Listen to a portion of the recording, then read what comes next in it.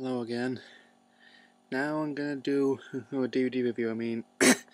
On my Rocky Horror Picture Show DVD review, I thought I was hoping, I said I was gonna do who this review once it hit passed by views. I expected that not to happen, but eventually it did. So let's get right to it. First off, I'm covering Hugo, which is the adaptation of the book The Adventure of Hugo Cabret by Martin Scorsese. Wait, no. Brian Selznick did the book. Martin Scorsese did the movie. At first, I wasn't really sure whether. At first, I was apprehensive of both the novel and the film, but after experiencing them, I'm glad I saw them. Essentially, a big tribute to the early days of film, and you can really tell that in the way it was shot. That Scorsese really put a lot of work into making this. It definitely was meant in this family film, but I could definitely say it's been meant more for adults, or the film-savvy adults, than just for kids. Performances in this one were great. It had Ben Kingsley, he actually doing well as George Méliès. Chloe Moretz is playing his daughter, and this new kid called Asa Butterfield as a titular Hugo. My favorite in this one had to be Sacha Baron Cohen playing the station master. I think he's just so great at playing ludicrously offensive stereotypes. And rather than offended, you're just laughing too hard to notice. Yeah. And so far, I'm glad. And the one complaint I have is that it retains the same pacing problems in the book, but in a different way. The book dragged on and got wrapped up into illustrations a lot.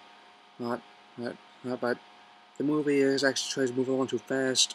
Is that the first hour or so covered in just a movie that's only an hour and 50 minutes long, so that covers the first 350 pages of the book.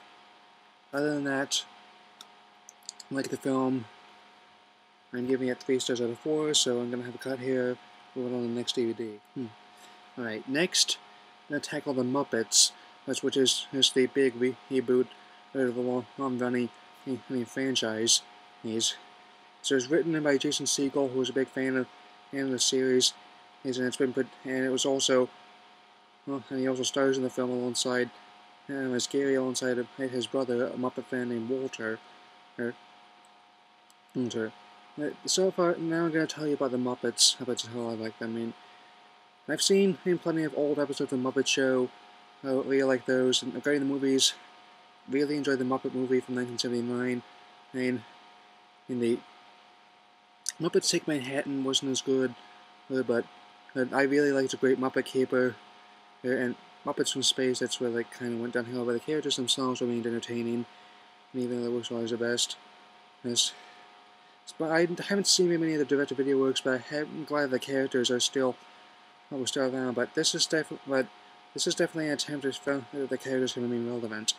And so, when they travel to Hollywood to see the Muppet Studios, but then they find out that that Tex Richmond, played by Gary Cooper, wants to have the place raised and so can draw oil under it. And so this results in Walter, Gary, as well as Gary's love interest, played by Amy Adams, and was trying to reunite the Muppets for a big fundraiser. It's a telethon. They do this by going to Kermit the Frog's house. It's long since empty that he broke up with Miss Piggy. And he has this little 80s robot that's sort of like a Rob. Boy, that one made by NECA that I can't remember the name of.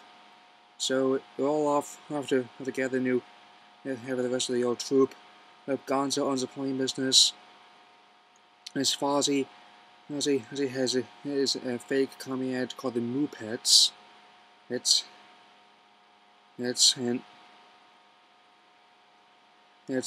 Animal, all his getting therapy, and Miss Piggy is currently running a fashion magazine in Paris. And so it actually has a lot of good, nice shout outs to the other other Muppet films and works. It's definitely one of the most self-aware family films I've ever seen, and also one of the best in a way. Since we have that, hold on, I'll catch my breath a bit. Yes, and it also has a bunch of celebrity cameos in here. We've got John Krasinski, you got Jack Black making a big role. Oh, have Rainn Wilson and Will Ferrell. Well, Jim Parsons is another one. And I really liked how the film was all put together like this. It's definitely one of my favorite Muppet related works. And it's definitely one of the best family films I've ever seen, if not the best. I'm giving this one a perfect 4 stars out of 4. So I'm gonna have one more cut here, and then I'll move on to the third and final DVD. Now the last one I'm going to talk about is The Girl with the Dragon Tattoo, the 2011 version that's based on a novel by Stig Larsson, as well as a remake of the film in its native Sweden. And as you know, Larsson died shortly after completing his books, and I think death has a tendency to make things more popular. So we have Mikhail Blomkvist, who is currently being under fire for investigating breaking protocols and investigating the Vanger family. And Mikhail Blomkvist in this version is played by Daniel Craig, who's getting to be a more prolific actor these days. So, in order to do this, he enlists the help of rogue journalist Elizabeth Salander. They're played in this version by Rooney Mara. And I actually do like both the Swedish version and the new one by David Fincher. I mean, I like the works of David Fincher a lot. That I've been meaning to see Seven, but I've seen Fight Club, I've seen The Social Network. I've seen a little bit of Zodiac. He definitely understands how to put together a film, and that he's definitely one of the better directors out there today. They had a tone. I understand that because of Americans have a lot of different set of values than the Swedish do. Because as far as I know, Sweden doesn't have their own equivalent of the MPAA. So a lot of stuff had to be toned down in the novel in the Swedish film in order to get the film an R rating and still make it marketable. They still have a lot of scene where she fights back against the person who raped her, where Salander fights back against the person who raped her, and then etches a mark into his chest that condemns him as a rapist. They didn't show a lot of that, but they still got the gist of the content. Generally, and we still had, to me, the level of violence in it and sex and other content is no different than other films and things. But let me tell you that the Swedish version was definitely not more intense in that regard, and hence why they had to tone a lot of the elements down in order to avoid getting an NC-17 rating, since it's pretty much a death knell for a movie that most media studios won't carry it, and most media studios won't put them out. Definitely, he also about a part of the same length as the Swedish film, about 2.5 hours, so it might take a while to finish. But about another element they changed is how there's the ending. I'm not going to spoil it for those who haven't read the book or seen the Swedish film, but you can it's definitely it has incited some discussions and whether or not how to handle this sort of thing. But anyway, even so, I was very satisfied with the film that Jeff Cronenweth had very good cinematography like he usually does. Is that after winning their best score for The Social Network, that Trent Reznor and Atticus Ross once again called in to compose the music for this film. And it opened. The score was very well done, and it opens with one of the best covers of Immigrant song I've ever seen. It has sort of a raw edge to it. It's full with all these black and serious images. Is that It actually cost 10 times. This version cost $100 million to make, 10 times more than the Swedish version did. And so, all in all, I'd have to say, this was a worthy remake, and because it was actually quite a big hit, that we can definitely expect Fincher to release a remake of The Girl Who Played with Fire around Christmas 2013.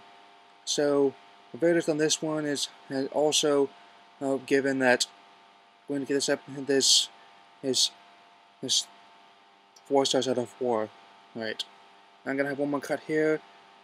So yeah, I'm just going to wrap this up in the next cut here, so I don't normally do it. Yes, and now this last part here, I'm just going to talk about, yes, that because as considering I've had a bit of a dry spell on most of my videos ever since summer started, even though I've been putting out way more content than I did last year.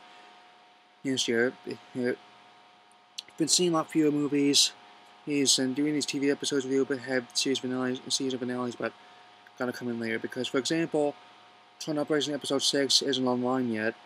Yep, but it has aired someplace. Aired, and I don't really have cable at this moment. I'm watching most of my stuff online. So, no matter how this one turns out, I'm planning on making DVD reviews regular features at this whole thing. At my channel, all that. I'm gonna go over some of my collection, and I'm gonna have both old and new reviews, and that. For my 150th episode, I think I might even review movies I like, even if I haven't seen anything of note in the theaters or on DVD lately. I mean, that was just, this whole thing was just going over some of the stuff I've had that I've been in my back burner for a bit, but now I'm going to go through a bit more of the DVDs I've gotten and make these reviews a regular feature. Right. So, anyway, that's just about wraps it up. My first major DVD review that so leave your comments below. And hey, just realize that depending on when you're posting this video, the Dark Knight Rises is coming out either in a week or 6 days, and definitely gung ho to see that it's coming to our town. I'm gonna get the ticket money and definitely see it, have a review out soon, since really liked the other Batman, the other Dark Knight Saga movies, and that got me into Christopher Nolan, who's quickly became one of my favorite directors. So anyway, that's about all I have to say. Leave your comments below. Thank you for the support, good and bad. Using it to make my videos better, and anyway, I shall see you later.